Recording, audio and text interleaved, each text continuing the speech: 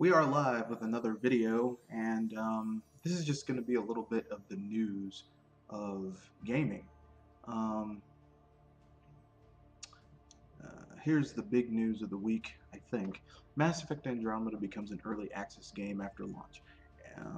This is from Ben Kuchera for Polygon. This is an op-ed piece, so it's the writer's opinion, not fact, but he supports it with some decent things. Mass Effect Andromeda is a game that suffered from animation issues and a number of rough edges that hurt the enjoyment of the story itself. It's nearly impossible to sit back and get lost in a world when that world has yet to be finished. Yesterday, BioWare announced that a series of patches would fix many of these problems and that these patches would be released over the next 2 months.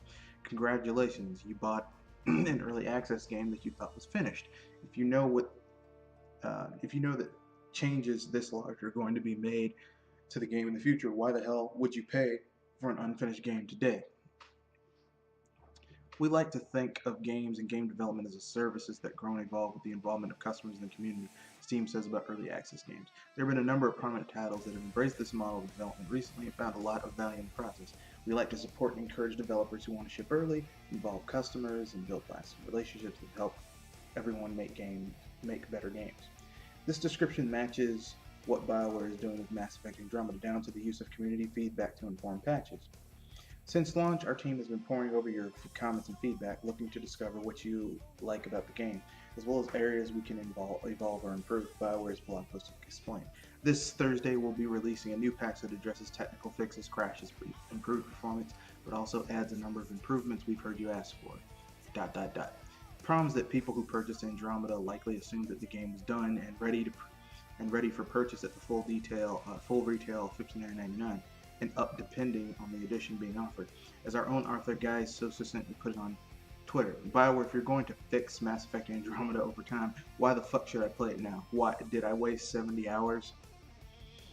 My answer is yes, you wasted 70 hours. The final experience sounds like it's going to be much stronger than the game was released at launch, with significant changes made to everything from character romances to the technology that drives the game itself. BioWare isn't calling this an early access game, nor are they taking much responsibility for the state of the game at launch, because doing so would limit sales.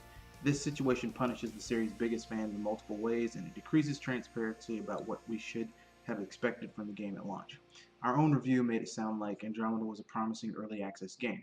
After a number of complaints, it might seem odd to end on such a positive note, our review stated. Let's be clear, I'm conflicted about Mass Effect Andromeda. There's a lot of roughness throughout the game, and the technical issues, while not game-breaking, are often incredibly distracting. And if I'm judging a game by where it leads me, Andromeda succeeds even if it stumbled getting there. Now that we know so many of the problems will be fixed in a few months, and in that time the price of the game will inevitably come down, it's impossible and almost irresponsible to recommend that anyone buy the game today. It's a shame BioWare didn't tell us it was releasing an early access game before so many people put their money down. My thoughts about this are pretty damn simple. Basically, I mean, people are acting like this is the first game that's done this. A lot of big games have been less than stellar at launch and were patched to what they are after the fact. Skyrim, Grand Theft Auto 5, Watch Dogs, Star Wars Battlefront, Battlefield 4, Battlefield 1. I mean, this is a standard of the industry now, and it's been this way for the last 2 gens. Really, kind of 3, starting with the Xbox, the original Xbox.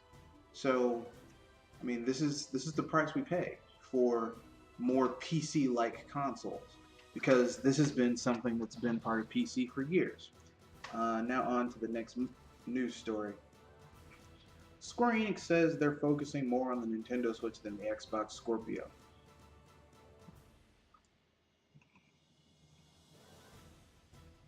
This is going to be quick and to the point. Japanese publication, the Nikkei, has interviewed Square Enix CEO Matsuda-kun and asked him a range of questions regarding the company's plans for this year. Interestingly, one of the things that popped up in the interview is that Square Enix are spending more time focusing on the Nintendo Switch than the Project Scorpio. Here's a translation of the interview from NeoGAF member 0MCD73. Basically, they talked about extending the life of titles through updates and DLC. So, a good example of this would be Final Fantasy 15. Notes that releasing titles in Japan, then waiting several months to release the titles overseas is not a good business strategy, especially for their story adventure focused titles, and continues to note the importance of worldwide releases. Alright, smartphone titles in the first half of 2016 did poorly. Their motto this year is something else, as they have to stand out and be different from the competition in order to attract users on phone and not just continue making these games using the same templates as they have before. Smartphone users aren't just looking for light games anymore, but more hardcore experiences. Japan, China, and North America account for 80% of the smartphone market, so there's no need for the worldwide releases for smartphone titles. Has an interest in Middle East and India as a potential large untapped market for the future. More announcements to come for Final Fantasy's 30th anniversary. Notes that 2017 has Nintendo Switch, Scorpio, Windows 10 Game Mode, and Google's Tango. I don't know what the hell that means. Out of all these, Square Enix is focused mostly on the Nintendo Switch. And here's the interesting thing. Matsuda said that having more platforms is good for content creators. Therefore, he would like the Switch to be successful. He also wants more titles in development and existing ones to be ported to the Switch if they're possible/feasible. All right, my thoughts on this. I'm just gonna keep it real. Basically, some of this is no shit, and some of it is whatever. Extending titles through DLC and updates wouldn't be an issue if they could keep their budgets under control. If they kept their budgets under control, then DLC would be gravy instead of a necessary thing to make your titles profitable. So you're fucking up there, Matsuda. Releasing titles in Japan, then waiting several months. They need to up their localization game, and that's on them. Smartphone titles, it's expensive, but you know, smartphone titles have been doing poorly. No shit, because most of the games they're putting on smartphones should really be on a 3DS or Vita or Steam, not on a fucking smartphone, but whatever.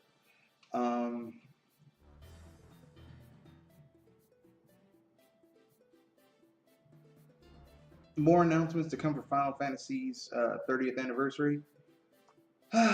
We're getting another spin-off game for Final Fantasy VII because, you know, Square loves to get on their knees and blow that fucking game. They're focusing on the Switch because development for the Switch is the cheapest of all of the consoles. And yes, I said that the Switch is a console. It is a console. It's a console that happens to be somewhat portable, but at the end of the day, it's a fucking console. So that's it. Just wanted to get those two news stories.